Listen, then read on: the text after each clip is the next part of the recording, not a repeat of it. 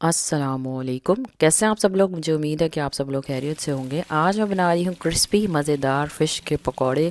बहुत ही मज़ेदार ये पकौड़े बने थे। आप लोग इस रेसिपी को ज़रूर ट्राई कीजिएगा। और साथ में बना रही हूँ मज़ेदार चटनी, तो रेसिपी को मिस मत कीजिएगा। तो जल्दी से रेसिपी बनाना स्टार्ट करते हैं। सबसे पहले मैं फ़िश की स्मेल दूर करने के लिए फ़िश को कुछ चीज़ें लगाऊंगी। 800 ग्राम मैंने फ़िश ली थी और उसमें अब मैं आधा कप सिरका ऐड कर रही हूँ। आधा चाय का चम्मच नमक ऐड कर रही हूँ। नमक की क्वांटिटी मैं इसमें जितनी बता रही हूँ आप लोग उतनी ही ऐड कीजिएगा, ज़्यादा मत कीजिएगा। हाँ, कम आप लोग कर सकते हैं। आधा चाय का चम्मच गार्लिक पाउडर ऐड किया है। आप लोग इसकी जगह फ्रेश पिसा हुआ लहसुन भी ऐड कर सकते हैं। अच्छी तरह फ़िश पर ये चीज़ें लगाकर मैं 10 मिनट के लिए रख दूँगी। 10 मिनट बाद मैं फ़िश को धो लूँगी। फ़िश को मैंने अच्छी तरह धो लिया था और उसके बाद मैंने उसे चौकोर पीसेस में काट लिया था। आधा चाय का चम्मच नमक ऐड कर रही हूँ। 1/4 चाय का चम्मच काला नमक भी डाल दिया था। गार्लिक पाउडर आधा चाय का चम्मच ऐड कर रही हूँ। आप लोग इसकी जगह फ्रेश लहसुन भी ऐड कर सकते हैं। आधा चाय का चम्मच पिसी हुई लाल मिर्च ऐड की है। आप लोग कुटी हुई लाल मिर्च भी ऐड कर सकते हैं अगर आपको ज़्यादा स्पाइसी पसंद है तो। टिक्का मसाला 1 खाने का चम्मच ऐड किया है और अजवाइन आधा चाय का चम्मच हाथों पर मसल कर डाल दी है। सिरका आधा कप ऐड किया है। अगर आप लोग इसमें तिक्का मसाला ऐड करना नहीं चाहते तो ना करें, लेकिन मैंने इसलिए ऐड किया है क्योंकि बोनलेस फ़िश का इतना ज़्यादा टेस्ट नहीं होता, तो आप लोग तिक्का मसाला ऐड करेंगे तो वो ज़्यादा मज़े की लगेगी।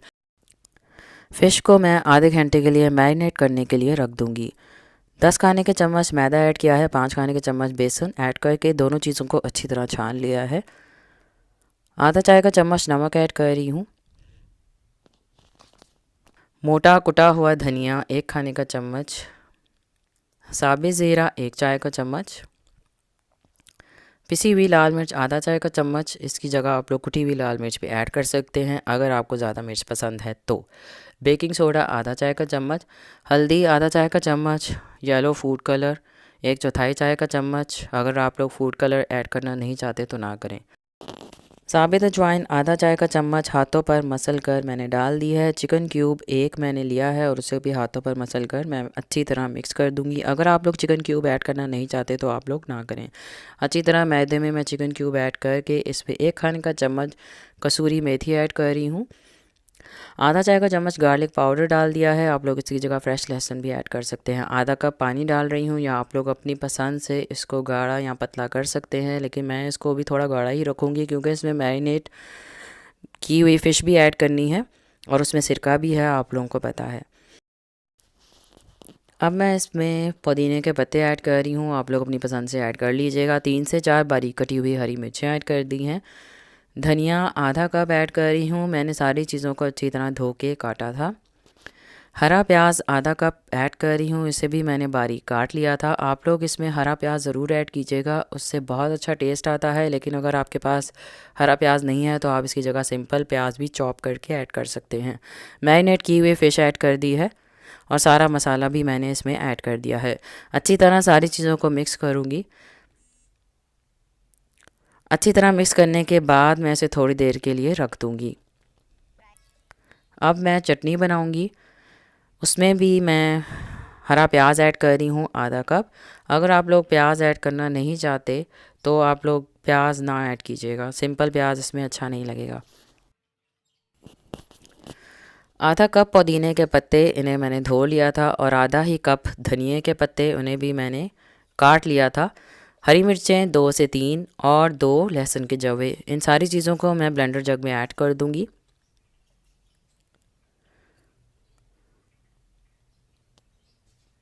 1 चाय का चम्मच साबित ज़ीरा ऐड किया है।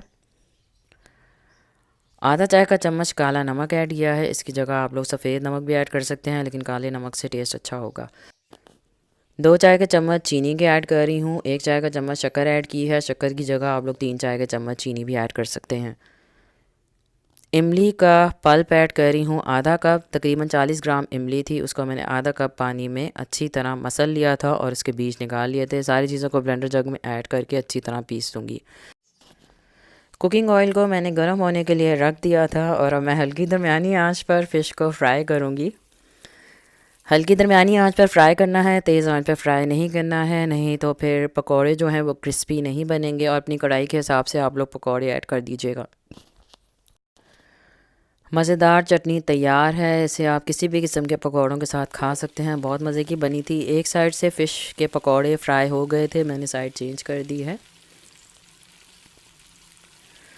इस वक्त अभी आपको पकौड़े जुड़े जुड़े लग रहे होंगे और आप लोग समझ रहे होंगे कि पकौड़े जो हैं वो क्रिस्पी नहीं बनेंगे, नरम बनेंगे और ये खुलेंगे भी नहीं। लेकिन ऐसा नहीं होगा।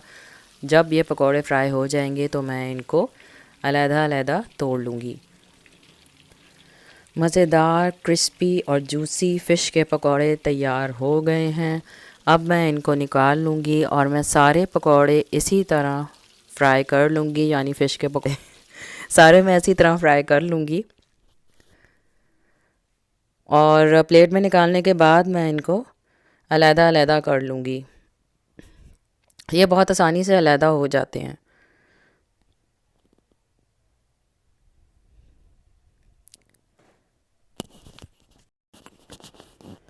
फ़िश मैंने सारी फ्राई कर ली थी, उसके साथ मैंने चिप्स भी फ्राई कर लिए थे। बहुत मज़ेदार ये फ़िश बनी थी। आप लोग इस रेसिपी को ज़रूर ट्राई कीजिएगा और फ़ीडबैक भी ज़रूर शेयर कीजिएगा कि फ़िश के पकौड़े और साथ उसके चटनी आप लोगों की कैसी बनी थी। अगर आपको मेरी ये रेसिपी अच्छी लगी है तो इसे लाइक करें, शेयर करें फ्रेंड्स एंड फैमिली के साथ और सोशल मीडिया पर, और मेरे चैनल को ज़रूर सब्सक्राइब करें।